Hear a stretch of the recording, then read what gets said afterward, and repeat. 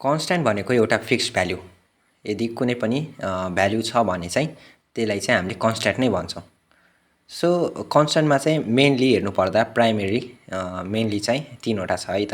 पहिलो भनेको इन्टिजर, जसको चाहिँ डेसिमल पोइन्ट भ्याल्यु हुँदैन, फ्र्याक्सन भ्याल्यु हुँदैन, एक्ज्याक्ट भ्याल्यु हुन्छ। जस्तो 4 to 6, 1 to 4, -3 to 4, 7, 8, 9। यसमा पोइन्ट भ्याल्यु छैन, पोइन्ट पछि कुनै पनि भ्याल्यु छैन। यस्तो भ्याल्युहरूलाई चाहिँ के भन्ने? इन्टिजर भन्ने। अर्को भनेको फ्लोटिङ। अब अर्को भनेको फ्लोटिङ पोइन्ट कन्स्ट्यान्ट।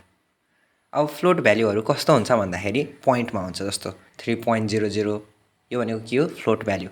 3.34, 3.56, 3.0, 3.892 यो सबै के भए?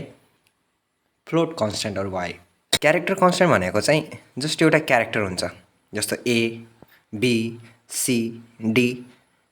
र यो क्यारेक्टर चाहिँ हामीले डिफाइन गर्दाखेरि एउटा सिङ्गल इन्भर्टेड कमाभित्र चाहिँ हामीले क्यारेक्टरहरू राख्छौँ। सी प्रोग्रामिङमा राख्ने भनेको यसरी नै हो। एउटा क्यारेक्टर लेख्नु छ भने सिङ्गल इन्भर्टेड कमा होइन, त्यसमा चाहिँ एउटा क्यारेक्टर राख्न पाइयो।